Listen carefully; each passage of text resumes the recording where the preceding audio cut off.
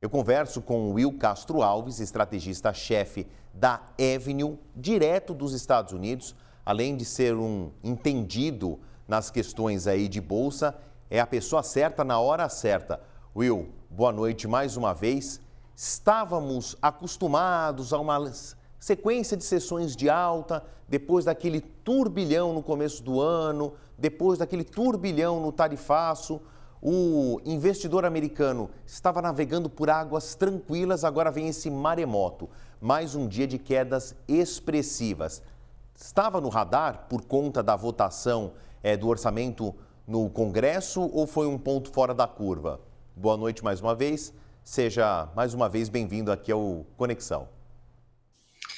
Boa noite, Favale. Eu diria que assim, é normal, as quedas, elas sempre acontecem. Obviamente, hoje teve um motivo, né? O que está por trás aí dessa realização? Além, obviamente, depois de uma alta, né? É normal você ter uma realização. O que chacoalhou um pouco o mercado foi que você teve um leilão de títulos de dívida do governo americano de 20 anos, ou seja, mais longos, onde você teve uma demanda mais fraca. Isso vem em um momento onde os yields mais longos eles vêm subindo, né? A curva de juros ela vem abrindo, como a gente fala, traz aquele receio em relação à questão fiscal americana, em meio a uma votação que pode ampliar o déficit fiscal, porque mantém os tax cuts do Donald Trump, que foram implementados lá no primeiro mandato em 2017, venceriam agora, e aí a ideia é que se reponham esses tax cuts.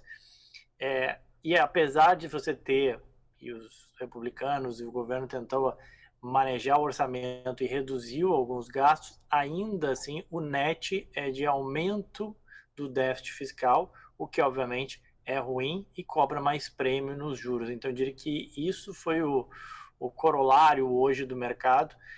No meio do dia você teve esse leilão e a partir dali intensificaram as perdas no S&P com esse receio, com essa situação fiscal, com os yields se elevando cada vez mais, taxa de juros mais alta, acaba não sendo bom para a Bolsa, né? Agora, Will, isso ajuda a explicar essa disparada no Bitcoin? Porque o Bitcoin passou aí mais contemporaneamente ser talvez um porto seguro, né? Quase que um paralelo, fazendo uma comparação grosseira, claro, quase que um paralelo ao dólar, para quem busca uma certa segurança. A gente teve um recorde do valor do Bitcoin ou é um fenômeno à parte, não tem nada a ver com essa queda da Bolsa?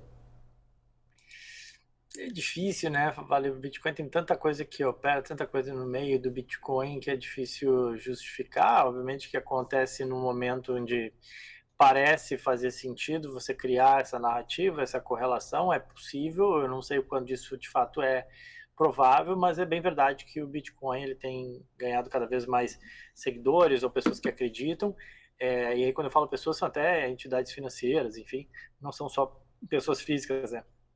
E aí muito mais pessoas usando, isso cria essa confiabilidade, diminui um pouco essas nuances tão elevadas da moeda a partir do momento que você tem gente que carrega essas criptos e vê na cripto uma alternativa a um sistema onde o dólar eventualmente começa a ser questionado.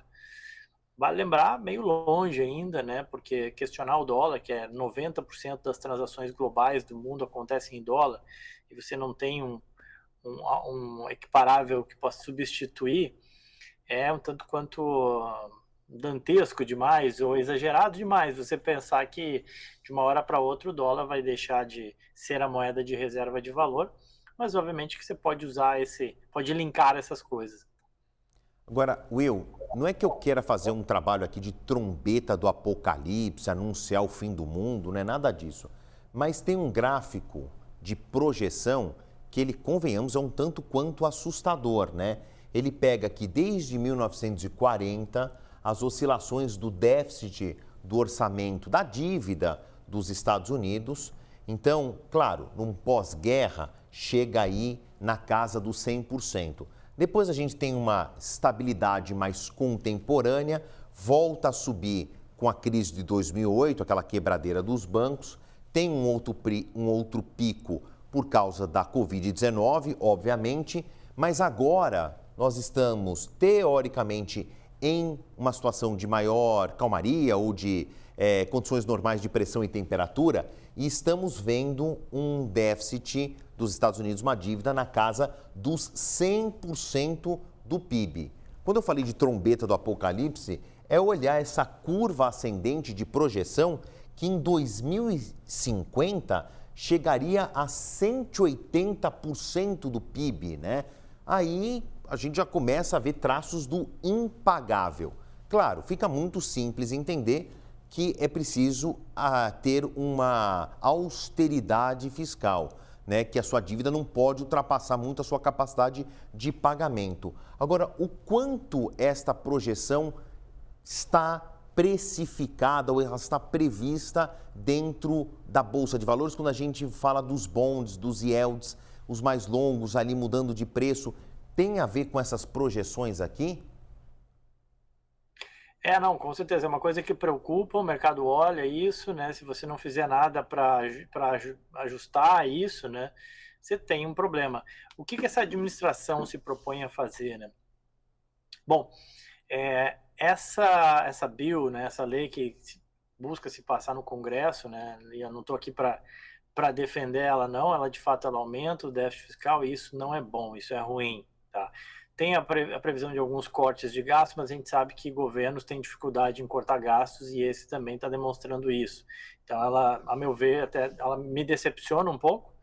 Agora, o contraponto é que o Trump e essa administração vem falando é que, bom, você vai gerar receitas através das tarifas que vão ser arrecadadas dos outros países, isso ajuda a financiar esse corte de impostos para os americanos, este é um ponto.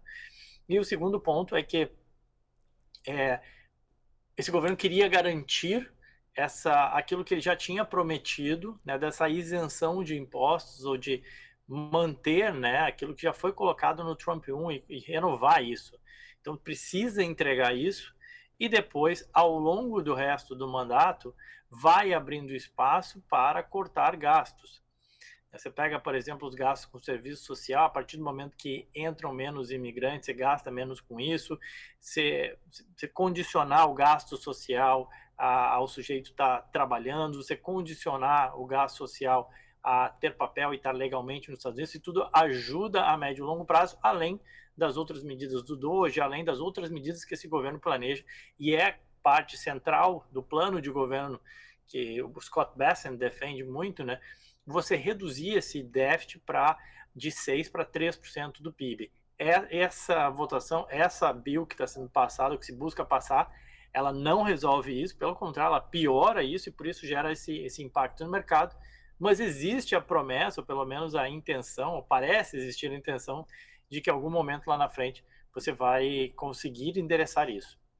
Queria agradecer a conversa que eu tive com o Will Castro Alves, estrategista-chefe da Avenue.